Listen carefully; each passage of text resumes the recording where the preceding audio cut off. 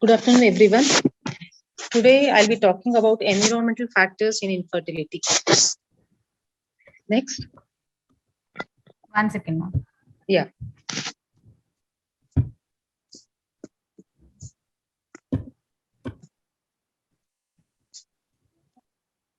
No, previous slide. Sorry. So, what is environment? Everything, it was told as everything that is not me, or it can be everything that surrounds anything. Basically, we can call that all the physical, chemical, biological, and social factors which may affect the origin, growth, development, and survival of an organism in a given setting. Next. Reproductive function has been shown to be sensitive to changes in all these factors. Again, besides this, adoption of an unhealthy lifestyles has been reported to have an adverse effect on fertility. Hence, all these factors can permanently affect the reproductive potential in both males and females. Yeah, the same slide.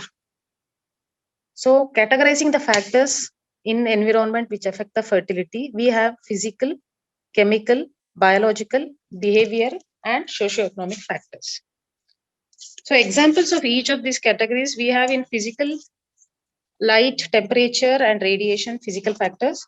In chemical factors, we have natural chemicals or synthetic chemicals. There are a lot of studies linking this impaired fertility to this chemical factors. This will be dealt by Dr. Johnson later. Then in biological factors, we have viruses and many microorganisms. In behavioral factors, we have our lifestyle factors like stress, addictions. Then coming to the socioeconomic factors, we have the occupational exposure of different factors, nutrition and habitat also.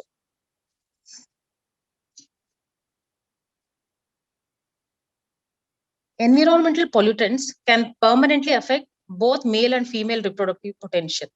In males, the negative impacts can be attenuated by the presence of stem cells in the seminiferous tubules, which is sufficient to maintain the fertility throughout the male lifespan.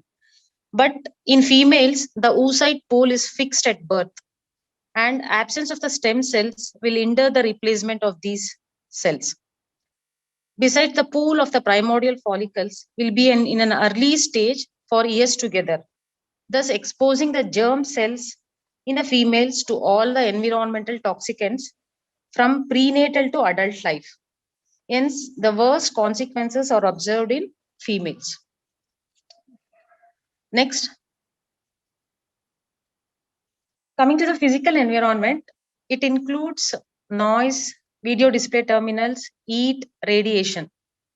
Male exposure to heat and female exposure to noise were associated with infertility in a study conducted by Rachotin and Olsen. This was in a Danish population. But studies with respect to magnetic field exposure in video display terminals and subfertility is sparse. Again, there is a seasonal variation noted in fertility, but the view is inconclusiveness. This is due to the individual variations of humans to the photoresponsiveness. In seasonal variation, it was seen in Britain studies, there were no effects, but in certain German studies, it was shown that in July, there was decreased pregnancy rates.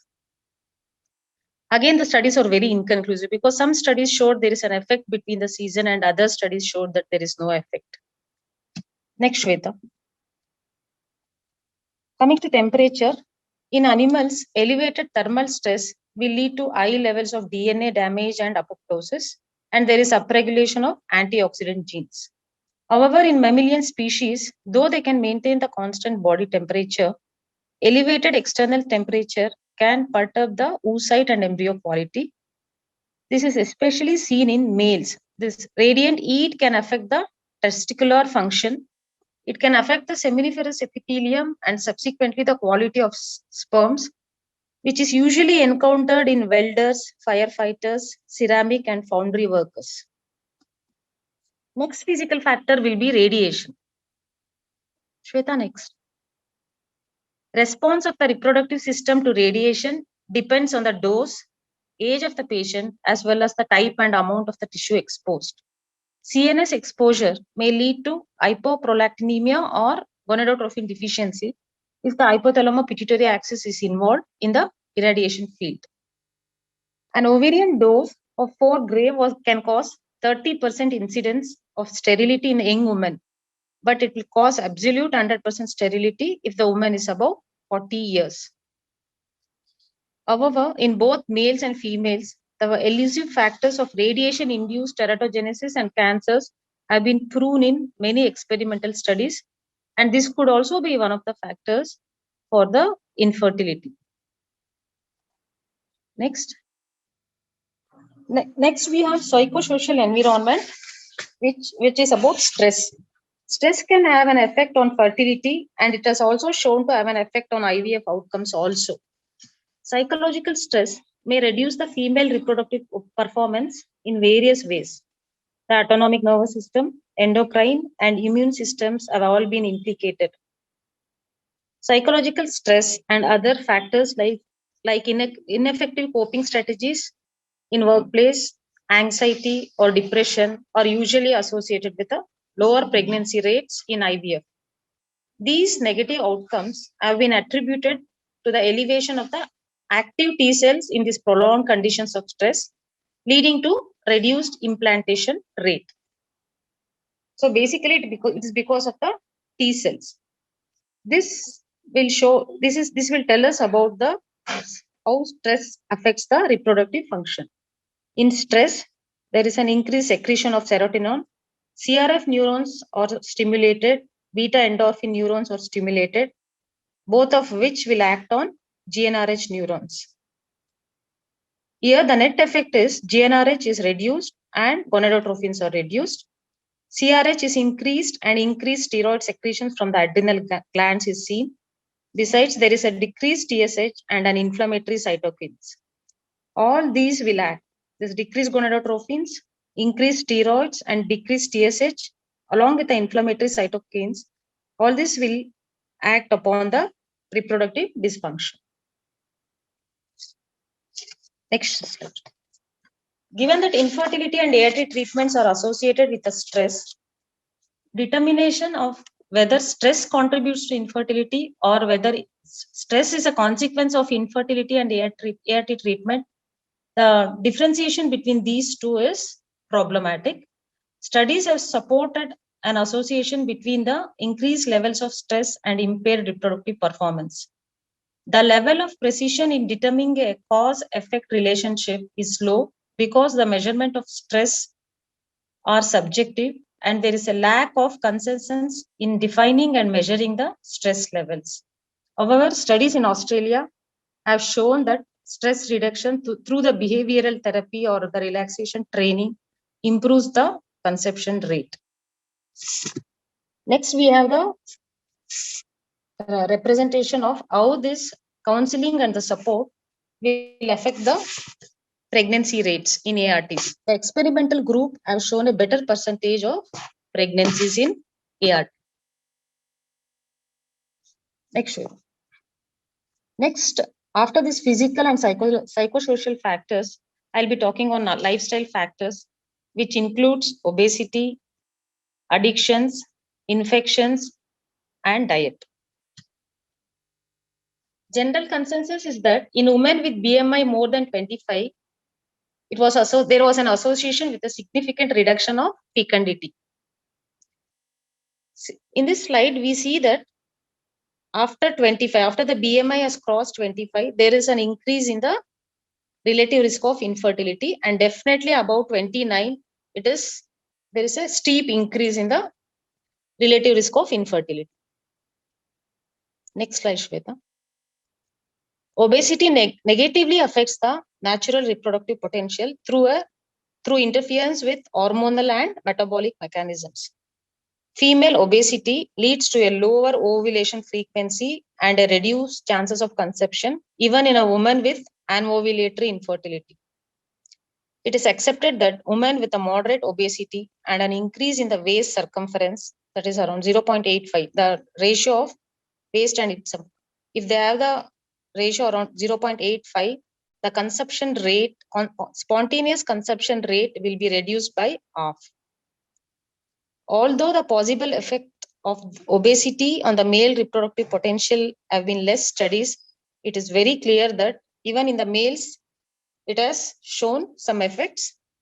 There is low testosterone levels and other endocrine abnormalities, higher scrotal temperature, and higher rates of erectile dysfunction. This diagram tells us about the influence of leptin in obese ladies. The reduction in the fecundity is related to the relatively high increase in the leptin levels, which is seen in serum and follicular fluid. We see increased leptin, we see increased interleukin-6, free fatty acids, and androgens.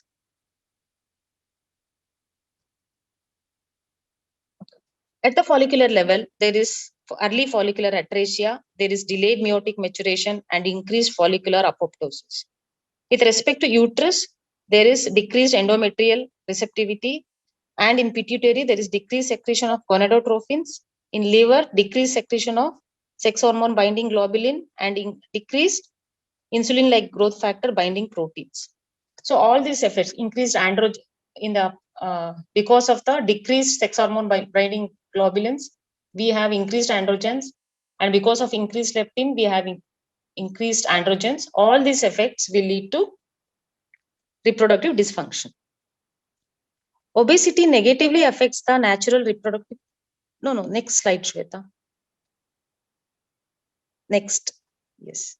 So obesity also has an effect on women undergoing ART. A large Australian study of 3,586 women who underwent artificial reproductive techniques found that pregnancy rates were half for every obese woman in comparison in women who had a normal BMI. The evidence for the effects of weight on reproduction from various observational studies have given rise to a number of significant interventions. Like lifestyle modification programs, which include exercise, have shown to assist women to lose weight, improve their fitness, increase the physiological well-being, and ultimately improve their reproductive function. This was studied long back by Clark in 1995. Hence, lifestyle modification is an important factor in obesity. Coming to the infections, it is increasingly evident that both bacterial and viral infections of the reproductive tissue can alter the immune and inflammatory parameters to impede the periconception events and decrease the fertility. HPV, along with its effect on cervical cancer, it's also better known for its effects on male infertility. Viral DNA from herpes simplex virus, cytomegalovirus, Epstein-Barr virus, and human herpes virus have been detected in the semen of asymptomatic infertile men. Bacteria like E. coli causes clumping of spermatozoa leading to infertility. The negative effects on the motility of human spermatozoa is due to adhesions caused by this clumping. Colony of Candida albicans causes sperm clumping, thereby greatly reducing the motility of the sperms. This is about the infection. Both there is an there are different factors for the host and the pathogen. In pathogen, depending on the load, on the virulence factors, and in host, depending on the genetic predisposition, age, the immune response, sexual behavior, all these factors, they interact. Both there is a pathogen and host interaction. This together with the co-infections and the environmental factors, along with the failure in diagnosis and treatment, will lead to repeat and persistent infections, especially chlamydial infections, which leads to the damage of genital tract and reproductive system. Then there is PID, tubal obstruction, and adverse outcomes, which all will ultimately lead to the infertility. Next, coming to addictions. We'll first go through caffeine consumption, addiction. A high consumption of caffeine may be associated with impaired fecundity, although the evidence is not conclusive. Caffeine consumption has been reported to prolong the time to pregnancy, although the mechanism is unclear. It may affect the female reproduction by targeting the ovulation, and corpus luteal function through alterations of the hormonal levels, and it has also been associated with early follicular E2 levels in females, which leads to defective oogenesis. Anyhow, given the available evidence, the American Society for Reproductive Medicine has stated that moderate caffeine consumption, around 1 to 2 cups of coffee, before or even during pregnancy, has no apparent adverse effects on fertility or pregnancy outcomes. So, 1 to 2 cups of coffee will not do any harm, but more than that, there is a increased time to get pregnant, as shown in this. After 3 to 4 cups of coffee, there is more number of women who take more time to get pregnant.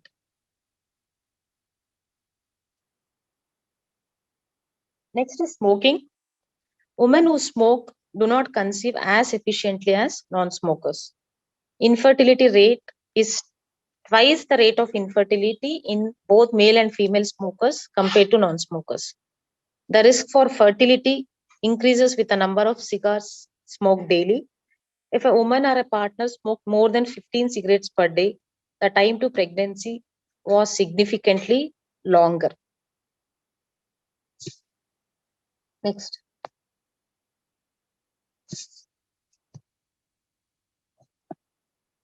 Cigarette smoking is consistently, it has been associated with a significant detrimental effect on the reproductive function and fertility. Smoking can affect all stages of reproduction, including folliculogenesis, steroidogenesis, embryo transfer, endometrial receptivity, endometrial agenesis. All these things will be affected. The toxic components contains around 43 carcinogens and more than 300 polycyclic hydrocarbons, which includes benzone, arsenic, nicotinin. All the toxic components have been found in the ovarian follicular fluid in smokers and even in women who are exposed to passive smoking. It is believed that the presence of these compounds may induce intrafollicular oxidative stress. Further, an increased level of DNA damage also was found in ovarian cumulus cells in the smokers. Next, a recent study in 2004 has demonstrated an increased thickness of the zona pellucida in smokers, which may make it more difficult for sperm penetration. In males, smoking negatively affects the sperm production, motility, and morphology, and there is an increased risk of DNA damage also. Next, Shweta. So these are the effects of smoking on the ovary. In ovary, we see that antral follicle development is affected because of oxidative stress and a DNA damage, poor quality oocytes. Then its effects on the tube is this affected duct will have smooth muscle contraction and an increased ectopic pregnancy rate. On the uterus, we see that there is delayed implantation and decreased uterus receptivity. It also has an effect on steroidogenesis. There is decreased both estrogen and progesterone levels. This is because of decreased aromatase activity and increased ACTH release. Next, Shweta. Smoking also has its effects on artificial reproductive techniques. This is because of the components. The components of smoke like nicotinin, cadmium, they can impair the follicular steroidogenesis, as I told before. There is decreased estrogen in the follicles. Previous slide. Yeah. There is decreased estrogen in the follicles. Hence, this affects the oocyte quality and maturity. The components of smoking can also affect the folliculogenesis via the other pathways, like there is an increased oxidative stress, which will lead to cell damage and cytotoxicity in the oocyte. Again, there is an increased risk for DNA damage and increased DNA adducts are found, which can lead to failed implantation. This is seen in the ART techniques. Hence, collectively, all this can cause in a patients undergoing IVF cycles, they will require twice the number of cycles to conceive. and more requirement of gonadotrophins is seen. Basically, there is an increased basal FSH levels and decreased fertilization raised and less number of oocyte retrievals. Next. For most of the studies have shown that around 12 to 13 studies had demonstrated a negative effect of female smoking on conception. Even in IVF and ICSI, it was shown that male smoking significantly decreased both the success rates. Another meta-analysis has shown that twice as many IVF cycles were needed to achieve pregnancy for smokers. Next, Shweta. Next addiction, we come to illicit drugs. Marijuana increases the female infertility and significantly affects the sperm function and form also. Cocaine impairs ovarian responsiveness and alters the sperm function. Steroids reduce the testicular sperm production.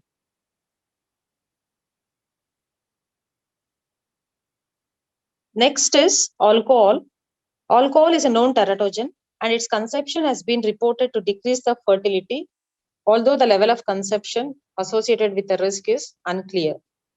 The mechanisms by which alcohol could impair the conception rate are unclear, but there may be an alcohol-induced rise in estrogen, which reduces the FSH secretion, suppressing the folliculogenesis and ovulation.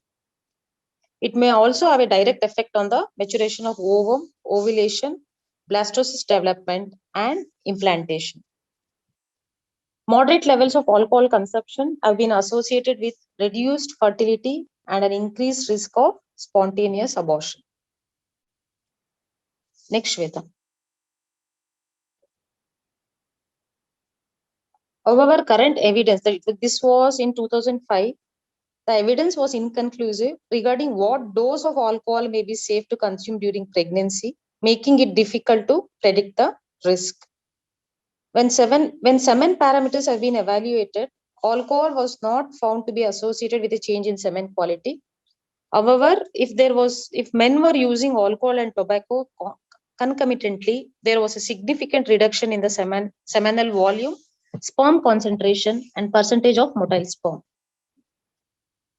However, there is sufficient evidence of adverse effects of alcohol consumption on the fertility to recommend the couples who are attempting to become pregnant whether they should limit or abstain from consuming alcohol. So the current evidence is inconclusive regarding alcohol consumption.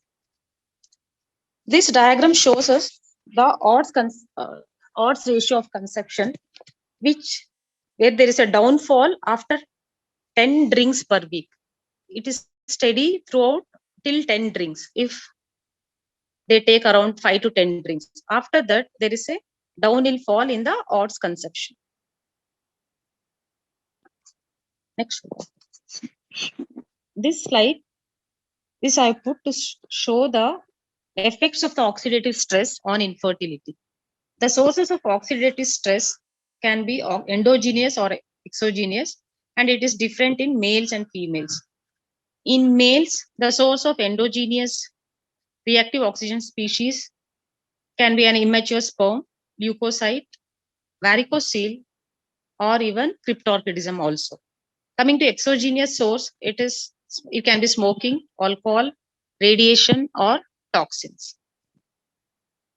All these factors in males, they can cause altered semen parameters, sperm lipid peroxidation, sperm protein modification, or sperm DNA damage, which ultimately will cause sperm death or a aberrant sperm function. In females, the source of this reactive oxygen species again can be endogenous and exogenous.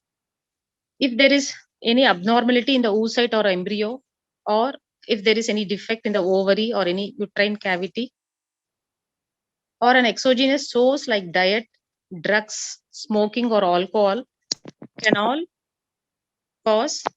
all these can cause ovarian endometrioma, or there can be hyperandrogenemia or any placental dysfunction, which all of them will lead to a defects in endometrium or embryo, or PCOS or endometriosis. This slide is basically to show the effect of oxidative stress on infertility. Ultimately, all this will lead to infertility. Coming to the conclusion, due to the scarcity of the literature, it is difficult to draw any firm conclusions as to the evidence linking physical factors like noise or video display terminals to infertility, or even the studies about psychological stress leading to decreased fecundity is less. So the evidence is very weak for these physical factors or psychosocial factors. But there is a large body of evidence relating to the impact of lifestyle on the reproductive performance. However, motivating the patients to modify their lifestyle is difficult and it is challenging also. Changing the lifestyle behaviors, it requires time, considerable effort, and motivation. It is critical for us to consider potential limitations in these studies of lifestyle and modifiable risk factors, and hence more research is to be done for us to allow to draw appropriate conclusions and to make recommendations for our patients.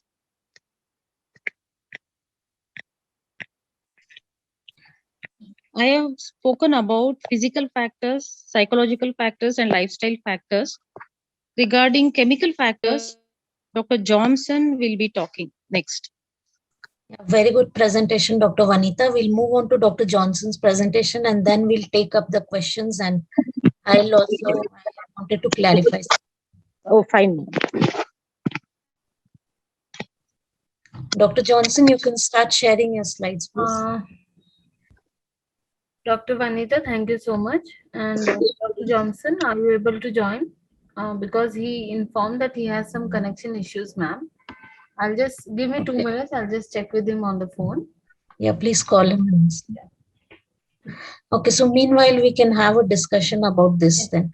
So, Dr. Vanitha, my question to you is like, what will you counsel your patients? Say, if you have an obese lady, if she is around 30 years and her BMI is 28, yes, and she is married for, say, 3 years, okay, what will you tell her? How will you counsel her? Our BMI is more, about 25. Definitely, there is a risk. There will be an impact on the fertility. So, weight loss, diet, along with exercise for weight loss, we need to advise for her. For how long? How long can you wait, you think? Not for at least for 6 months, ma'am, because she's already, as you told, she's around 30 years. I can give her 6 months time. Would you like to do some other tests and see if how much time you have in hand to allow her to? Ovarian, yes, ma'am, definitely. Ovarian reserve test. Yes. I need to do AMH. And yes. Antral follicle count. AFC, antral follicle count. Okay. So you will do a scan and then you will also check for the AMH levels and assess her ovarian reserve. And based on that, you will hormonal profile, I can get it done because she's around 30 to know what status, at what this one she is. Yes, so that is what I wanted to emphasize. It has to be specific for each individual. Say if you have a 25 or a 26-year-old lady with a good reserve, you can allow her for 6 months, 9 months also to try for weight loss. But somebody who is, say, even if her BMI is 31, 32, but if her AMH is low, which we are seeing nowadays because of people having or women going into premature ovarian insufficiency at a very early age. So in those women, we cannot afford to allow them to try for weight loss for a long time. Yes, so even say if you have an elderly lady like say 35, 36-year-old, even if her BMI is high, we can't be we can't allow her for more than 1 or 2 months to try for weight loss. What about this patient, ma'am? You told 30 months. Do I have a time? Can I wait for 6 months? If her ovarian reserve is okay, I can wait, ma'am. It depends upon how her profile is, whether she has any other factors, how the male factor is. So everything we need to consider in total and then plan for weight accordingly, because we can't be affording to lose on the ovarian reserve in these 6 months. So you have to take into consideration what her history is, whether there is any family history of premature ovarian insufficiency. So if her sister or mother have had early menopause, then she will be at a high risk. So though presently your ovarian reserve may be normal, you cannot allow her for a long time. Or Okay. if her reserve is just borderline, say if you just see 6 follicles on scan, then still like 2-3 months we can allow, and then we can just wait for 2-3 months and then start with the treatment. Yeah, the other thing I wanted to ask, how much weight reduction do you want her to have? Ma'am, around, you told me her BMI is 28. Yeah, 29, 28, 29 is. Yes, ma'am. 5% of the weight loss also will cause a change in the, if in ovulation, all those things, ma'am. Yeah, 5 5 to to 10%. 10% is what is recommended. So we should not be over enthusiastic. And the other problem, what happens if you tell them randomly to lose weight and come, and if they have lost say 10, 12 kgs in 2-3 months, that will again go against your treatment and also in achieving pregnancy, because then they will go into that hypothalamic amenorrhea stage where all the hormones will get suppressed and again they'll stop ovulating.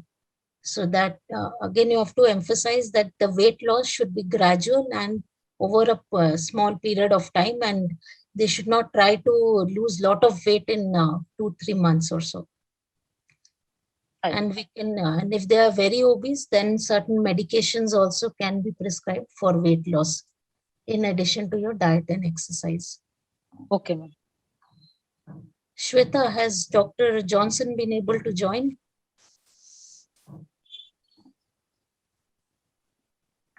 Priyanka ma'am, Dr. Johnson says it's heavily raining there in Arunachal Pradesh, where he's not able to log in. So he Okay. has asked for excuse, and he'll not be able to present right now. Okay, then we'll adjust his presentation in some other class. Yes. Discuss and plan about it. Any other queries other doctors have? Madam, what about ovarian drilling in such cases, like if there are too obese? See, obesity and ovarian drilling are not related. Like by doing ovarian drilling, you will not be able to achieve much. It is just that it may give you a little advantage of 3 to 6 months of having a better ovulation rate. Other than that, the effects are not sustained, and it is especially not advisable for women who are very obese. Okay. Because overall they tend to have a lower reserve, and if you do drilling, then you are again compromising the ovarian function. Okay. So the egg reserve may come down and it may go again against our treatment. So as far as possible, try medical treatments. That's why ask them to reduce weight based on how long you can wait and what her age is. And after that, start the treatment, and stepwise, like in the PCOS classes, you will be reading in case she is PCOS, and most often PCOS and obesity are related. So it will be like starting with ovulation induction first, then moving on to gonadotropins, and then going for IVF rather than going for ovarian drilling. Ovarian drilling is limited to very few cases. And in fact, we would prefer to do it more in lean PCOS rather than obese PCOS women. Okay. Thank you. Then any other queries? What about stress? Can anybody answer? Like, because most of the women who come for infertility treatment, they would be under some amount of stress because of family pressure or peer pressure, or because of the pressure of conceiving fast. So how much do you attribute it, and what would you advise the couple?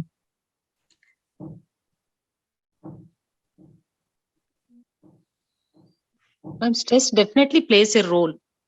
And I think we need to tell them that it can, again, it is like a double-edged sword, ma'am. We can't tell them that because of stress, it might impede the infertility, because again, that might also, even if there is a treatment failure, that will cause more stress. Yes. I think we have to handle, and she needs more of her family support in these cases. About the role of drugs and all, I don't know, madam. Definitely a supportive system from our family and from the treating doctor, because there is a role of the stress playing on this. We need to emphasize on that. Yes, so whenever they come for treatment, especially for women who have had treatment failure, especially with respect to IVF, it causes a lot of stress, both financial as well as emotional. So they have to be in touch with a counselor, or if you have a good team where you have clinical psychologists who can deal with such issues. And if they really need to go to another counselor, then you might have to refer them as well. So it is important to address the stress factor as well, and to reduce that. Like when you start treatment itself, especially IVF, we tend to counsel them and give them a realistic picture. Don't give a very flowery picture and say that definitely you will succeed. It is the best treatment. We're going to do the best, 100% success. We should just give them practical figures. What are the success chance? So set the expectations right in the beginning, and start before the stress builds up and it negatively impacts them. So like from day 2, day 3, or from the previous cycle onwards only, we tend to counsel them, then emphasize on their diet, on a regular exercise, which will also help in reducing the stress levels and improving their overall well-being.